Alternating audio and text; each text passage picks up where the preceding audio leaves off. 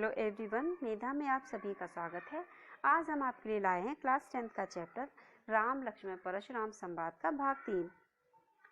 भाग 1 और 2 आप हमारी प्रीवियस वीडियो में देख चुके हैं।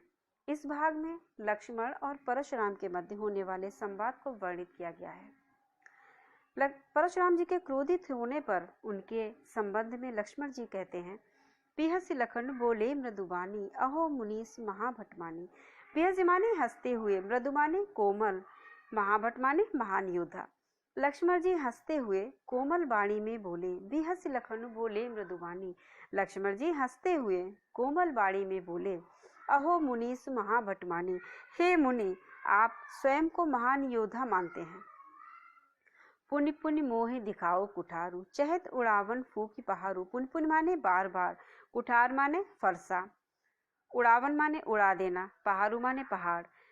लक्ष्मण जी आगे कहते हैं कि आप स्वयं को महान योद्धा मानते हैं, इसीलिए बार बार मुझे अपना कुल्हाड़ा दिखा रहे हैं। पुनि पुनि मोहे दिखाओ कुठारू, इसीलिए आप मुझे बार बार अपना फरसा दिखा रहे हैं। चहत उड़ावन फूकी पहाड़ू, ऐसा लगता है मानो आप अपनी फूंक से पहाड़ को उड़ा देना चाहते हैं। यहाँ कुम्हड़ बतिया को नाई, जे तर्जनी देखी मर जाई।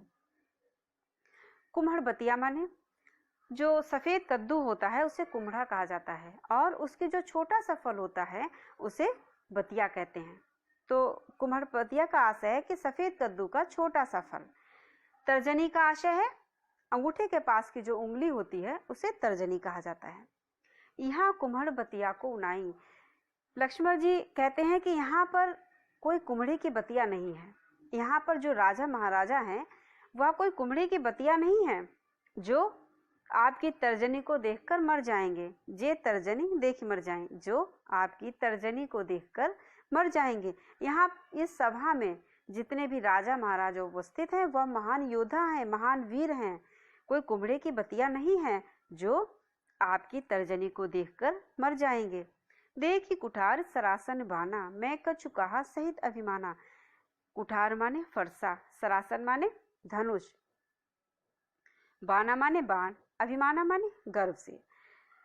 देखी कुठार सरासन बाना, लक्ष्मण जी आगे कहते हैं कि देखी कुठार, मैंने आपके फरसे को और धनुष बाण को देखकर, मैं कछु कहा सहित अभिमाना, मैंने कुछ गर्व के साथ कहा, मैंने कुछ गर्व के साथ कहा। मैंने आपके धनुष बाण और फरसे को देखकर ही कुछ गर्व के साथ कहा।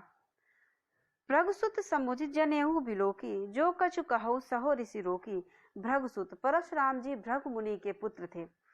तो लक्ष्मण जी कहते हैं कि भृगुसुत समुझ, मैंने भृगु का पुत्र समझकर और आपके जनेऊ को देखकर, बिलोकी माने देखकर, मैंने आपके जनेऊ को देखकर, जो कछु कहो सहो ऋषि रोकी, जो कछु कहो आपने जो कुछ कहा, सहो ऋषि रोकी, उसे सुनकर अपने क्रोध को रोक लिया। ऋषि माने क्रोध, आपने जो कुछ कहा उसे सुनकर मैंने अपने क्रोध को रोक लिया। भृगुसुत समुझ जनेऊ बिलोकी, मैंने आपको भृगु का पुत्र समझकर और आपके जनेऊ को देखकर, जो कछु कहो सहो ऋषि रोकी, आपने जो कुछ भी कहा उसे सुनकर अपने क्रोध को रोक लिया। सुर महिसुर हरिजन अरुगाई, हमरे कुल इन पर न सुराई। सुर देवता, महिसुर ब्राह्मण, हरिजन हरिभक्त और गाय। देवता, ब्राह्मण, हरिभक्त और गाय, इन पर वीरता दिखाना, सुराई माने वीरता, इन पर वीरता दिखाना हमारे कुल की मर्यादा नहीं है। लक्ष्मण जी कहते हैं कि देवता, ब्राह्मण, हरिभक्त और गाय, इन पर वीरता दिखाना हमारे कुल की परंपरा नहीं है।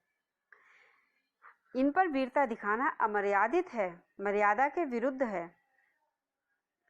बंधे पाप अपकीरत हारे, मारतऊ पापरी तुम्हारे। बंधे पाप, बंधे माने बध, मार देना। लक्ष्मण जी परशुराम जी से कहते हैं कि यदि मैं आपका वध कर देता हूं तब मुझे पाप लगता है। बंधे पाप, यदि मैं आपको मारता हूं तो मुझे पाप लगता है। अब कीरत हारे, और यदि मैं आपसे हार जाता हूं तब मुझे अपयश की प्राप्ति होती है, अपकीर्ति होती है मेरी। मारतऊ पापरी तुम्हारे, मारतऊ, मारतऊ माने मार देना। आप यदि मुझे मार भी देते हैं, पा माने पैरों में, फिर भी मैं आपके पैरों में पड़ा रहूंगा। परी माने पड़ा रहूंगा। यदि आप मुझे मार भी देते हैं फिर भी मैं तुम्हारे पैरों में पड़ा रहूंगा। बधी पाप अपकीरत हारे मार तऊ पा परी तुम्हारे। यदि मैं आपको मारता हूँ तो मुझे पाप लगता है, और यदि मैं आपसे हार जाता हूँ तब मुझे अपकीर्ति प्राप्त होती है। मार तऊ पा परी तुम्हारे, और यदि आप मुझे मार भी देते हैं तो भी मैं आपके पैरों में पड़ा रहूंगा। कोटि कुलिस सम वचन तुम्हारा, व्यर्थ धरौ धनु बानु कुठारा। आपके ये जो करोड़ों वज्र के समान वचन हैं, आपके जो वचन हैं वह करोड़ों वज्र के समान कठोर हैं। व्यर्थ धरौ धनु बाण कुठारा, आपका यह धनुष बाण और फरसा रखना व्यर्थ है। लक्ष्मण जी यहाँ पर परशुराम जी पर व्यंग करते हैं और कहते हैं कि आपके ये जो करोड़ों वज्र के समान वचन हैं यही किसी भी को शत्रु को मारने के लिए पर्याप्त हैं। आपका तो ये धनुष बाण और फरसा रखना व्यर्थ है। जो भी लोग की अनुचिति कहूँ क्षमहु महामुनि धीर, सुनि सरोष भृगवंश मुनि बोले गिरा गंभीर। भृगवंश मुनि परशुराम जी को कहा गया है। जो बिलो की अनुचित कहे, लक्ष्मण जी कहते हैं कि यहाँ पर जो घटित हुआ है उसे देखते हुए मैंने जो कुछ भी अनुचित कह दिया, हे महामुनि उसके लिए मुझे क्षमा कर दीजिए। जो बिलो की अनुचित कहो, हे यहाँ पर जो भी घटित हुआ उसे देखते हुए जो मैंने अनुचित कह दिया है तो क्षमहु महामुनि धीर, हे महामुनि मुझे क्षमा कर दीजिए। सुनि सरोष भृगवंश मुनि बोले गिरा गंभीर। लक्ष्मण जी के इन वचनों को सुनकर परशुराम जी गंभीर वाणी में बोले। गंभीर वाणी में लक्ष्मण जी के वचन को सुनकर परशुराम जी बोले। अब यहाँ पर जो प्रश्न बनते हैं, आपके जो इस भाग में जो प्रश्न बनते हैं वह इस प्रकार हैं, जो कि परीक्षा के लिए अत्यंत उपयोगी हैं। उसमें पहला प्रश्न है, लक्ष्मण जी ने हंसते हुए कोमल वाणी में क्या कहा? लक्ष्मण जी ने हंसते हुए कोमल वाणी में क्या कहा? इसका अर्थ है, इसका उत्तर है, लक्ष्मण जी ने हंसते हुए कोमल वाणी में कहा कि हे महामुनि, आप स्वयं को महान योद्धा मानते हैं, इसीलिए बार बार मुझे अपना फरसा दिखा रहे हैं, मानो अपनी फूंक से पहाड़ को उड़ा देना चाहते हैं। दूसरा प्रश्न है, कौन अपनी फूंक से पहाड़ को उड़ा देना चाहता है? तो इसका उत्तर है, परशुराम जी अपनी फूंक से पहाड़ को उड़ा देना चाहते हैं। तर्जनी का अर्थ बताइए। इसे दिखाने से कुम्हड़बतिया के मर जाने में क्या आशय निहित है? तर्जनी का अर्थ क्या है? जो अंगूठे के पास की उंगली होती है उसे तर्जनी कहा जाता है। और इसे दिखाने से कुम्हड़बतिया के मर जाने का में यह आशय निहित है कि लक्ष्मण जी ने कहा कि यहाँ सभा में उपस्थित जो राजा महाराजा हैं वह कुम्हड़े की बतिया के समान नहीं है जो तर्जनी उंगली को दिखाने से मर जाएंगे। किसकी बातें सुनकर लक्ष्मण जी ने अपने क्रोध को रोका? परशुराम जी की बातें सुनकर लक्ष्मण जी ने अपने क्रोध को रोका। इसका उत्तर है, परशुराम जी की बातें सुनकर लक्ष्मण जी ने अपने क्रोध को रोका। आगे प्रश्न है, लक्ष्मण जी ने किन किन पर वीरता दिखाना अमर्यादित माना है? इसका उत्तर है, लक्ष्मण जी ने देवता, ब्राह्मण, हरिभक्त और गाय, इन पर वीरता दिखाना अमर्यादित माना है। लक्ष्मण जी ने परशुराम जी द्वारा धनुष बाण और कुठार रखना क्यों व्यर्थ माना है? लक्ष्मण जी ने परशुराम जी के द्वारा धनुष बाण और कुठार रखना क्यों व्यर्थ माना है?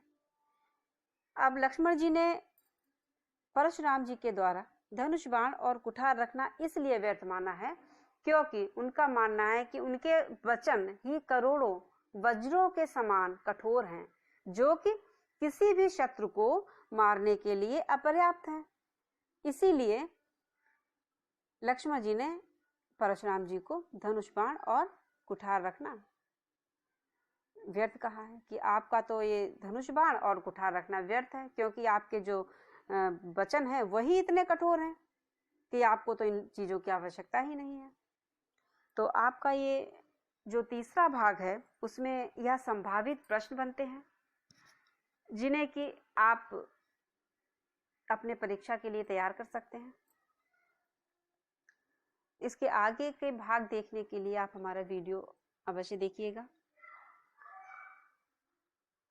आपने हमारा ये वीडियो देखा उसके लिए थैंक यू सो मच। यदि आपको हमारा वीडियो पसंद आया हो तो लाइक, शेयर एवं सब्सक्राइब जरूर कीजिएगा। Thank you so much.